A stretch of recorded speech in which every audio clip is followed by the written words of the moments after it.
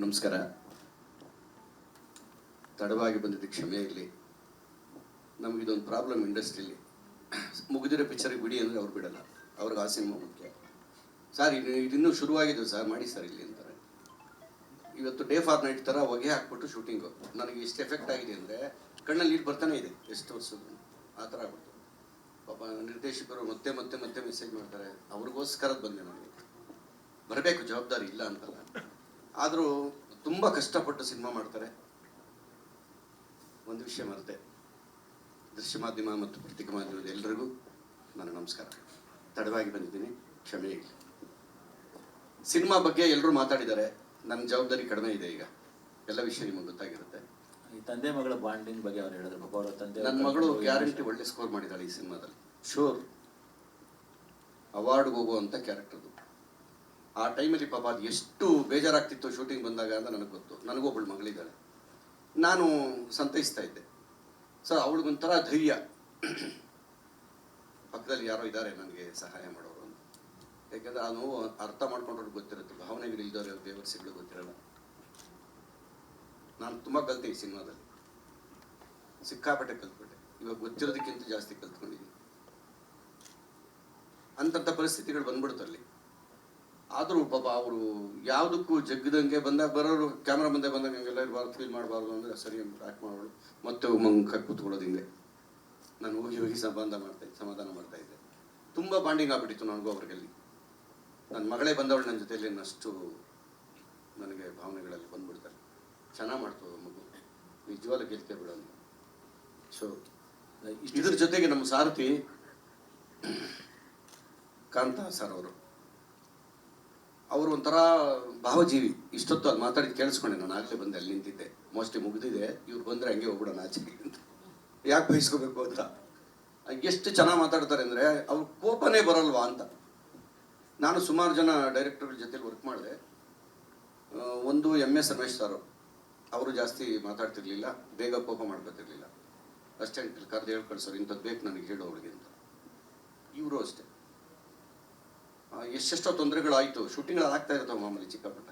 ಆ ಮನುಷ್ಯ ಒಂದು ಚೂರು ರೇಗ್ತಾ ಇಲ್ಲ ಯಾರು. ಅದಕ್ಕೋಸ್ಕರ ಒಂದಿನ ನನಗೆ ತುಂಬ ಜ್ವರ, 110 ಡಿಗ್ರಿ ಜ್ವರ ಅವತ್ತು ನೈಟ್ ಶೂಟಿಂಗು. ನಾನು ಮಾಡಲ್ಲ ಅಂತ ಕೂತ್ಬಿಟ್ಟಿದ್ದೆ. ಆಗ್ತಾಯಿಲ್ಲ ನನಗೆ, ಚಳಿ ಹಿಂಗೆ ನಡುತ್ತಾ ಇದೆ. ಅಣ್ಣ ಆಯಿತು ಪ್ಲೀಸ್. ಎಷ್ಟು ಚೆನ್ನಾಗಿ ಕರ್ಕೊಂಡು ಹೋಗ್ಬಿಟ್ರು ಶೂಟಿಂಗಿಗೆ ಅಂದರೆ ರೂಮಲ್ಲಿದ್ದವ್ರಿಗೆ. ಅಲ್ಲೇನೋ ಊಟದ ಪ್ರಾಬ್ಲಮ್ ಆಗ್ಬಿಡ್ತು ನಮಗೆ. ಸುಮಾರು ಜನ ಆಯಿತು ಆರ್ಟಿಸ್ಟ್ಗಳಿಗೆ, ನನಗೂ ಆಯಿತು. ಇನ್ನು ಶೂಟಿಂಗ್ ವಿಚಾರಕ್ಕೆ ಬಂದಾಗ, ಚಿಕ್ಕಮಂಗ್ಳೂರು ಮಳೆ ಬರ್ತಾ ಇರುತ್ತೆ, ಹೋಗ್ತಾ ಇರುತ್ತೆ, ಈ ಥರ ಎಲ್ಲ ಇರುತ್ತೆ.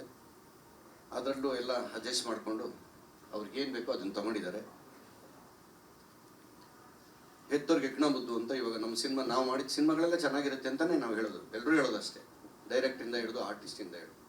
ಇವರು ನಮ್ಮ ಜಗ್ಗಪ್ಪ ಆಗಲಿ, ಇವರು ಆಗಲಿ, ಏನು ಯಾರೇನು ಕಡಿಮೆ ಇಲ್ಲ. ಇಲ್ಲಿ ಎಲ್ಲರೂ ಚೆನ್ನಾಗಿ ಇದು ಮಾಡಿದ್ರು. ನಾನು ಪ್ರೊಡ್ಯೂಸರ್ನೇ ನೋಡಿಲ್ಲ ಈ ಸಿನಿಮಾ ಮುಗಿಯೋವರೆಗೂ. ಬಂದಿದ್ದಾರಾ ಸರ್? ನಮಸ್ಕಾರ.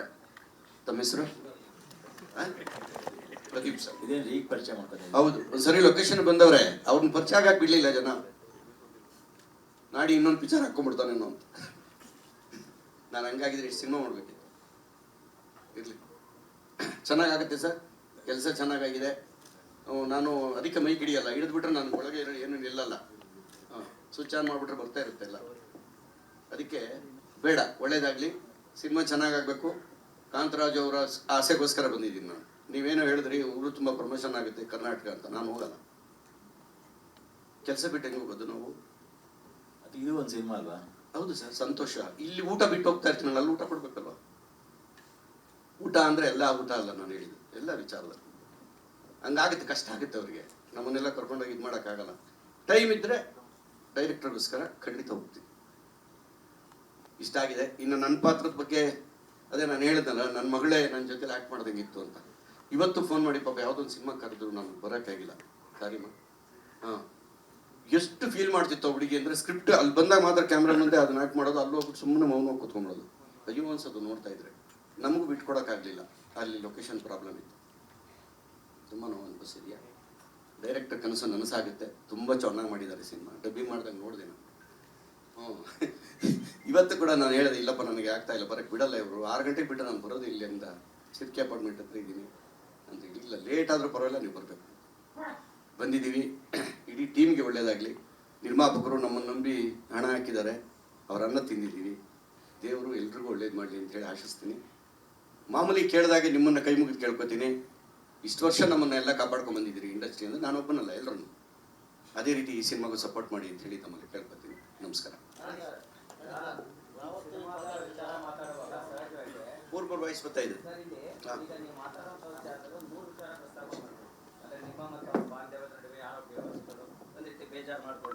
ಒಂದು ಇನ್ನೊಂದು ಪ್ರೊಡ್ಯೂಸರ್ ನಿಮ್ಮನ್ನು ಭೇಟಿ ಮಾಡಕ್ಕೆ ಬಿಡ್ಲಿಲ್ಲ ಅನ್ನೋಂಥದ್ದು, ಇನ್ನೊಂದು ಪ್ರಮೋಷನ್ಗೆ ನಾನು ಬರ್ಲಿಕ್ಕೆ ಸಾಧ್ಯ ಇಲ್ಲ ಅಂತ. ಅಂದ್ರೆ ಒಂದು ಸಿನಿಮಾ ಈಗ ಪ್ರಮೋಷನ್ ಟೈಮಲ್ಲಿ ಈ ರೀತಿ ನಿಮ್ಮ ಬೇಸರ, ಅಂದ್ರೆ ನೀವು ಹಿರಿಯ ಕಲಾವಿದರು, ಇಂಥದ್ದೊಂದು ಕನ್ನಡ ಸಿನಿಮಾಗಳ ತಂಡಗಳ ನಡುವೆ ಈ ರೀತಿ ಸಮಸ್ಯೆಗಳು ಆಗತ್ತಾ?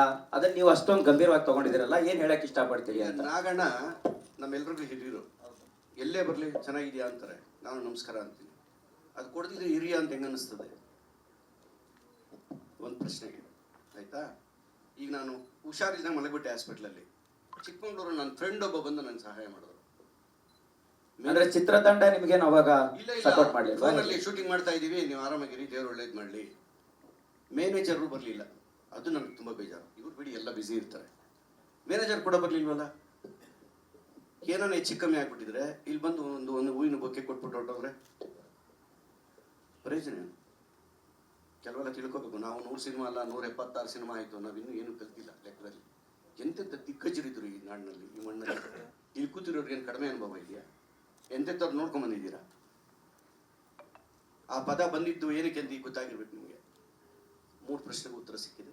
ನಮಸ್ಕಾರ. ನಡಿ ಸರ್, ಯಾವತ್ತು ನೀವು ಮಾತಾಡಿರಲಿಲ್ಲ, ಯಾವತ್ತು ಈ ತರ ಮಾತಾಡಿಲ್ಲ ಸ್ಟೇಜಲ್ಲಿ. ಇಷ್ಟು ವರ್ಷ ಆಯ್ತು, ಏನೋ ಇದೆ ಹೇಳಕ್ಕೆ ಮನ್ಸಲ್ಲಿ ಇದೆ? ಇಲ್ಲ ಇಲ್ಲ, ಏನು ಇಲ್ಲ.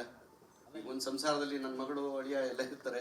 ಇವಾಗ ಮಗನಿಗೆ ಮದುವೆ ಮಾಡೋವಾಗ ನೋಡಕ್ ಚೆನ್ನಾಗೇ ಇರ್ತಾರೆ ಎದುರುಗಡೆ.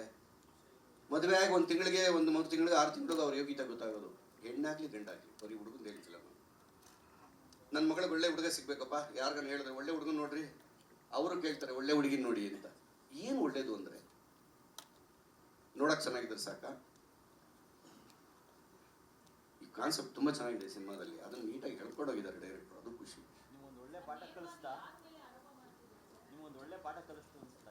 ಯಾರಿಗೆ? ಜೀವನನೇ ಹೆಂಗಲ್ವಾ, ದಿನ ಒಂದೊಂದು ಪಾಠ ಕಲಿತಾ ಇರ್ತೀನಿ.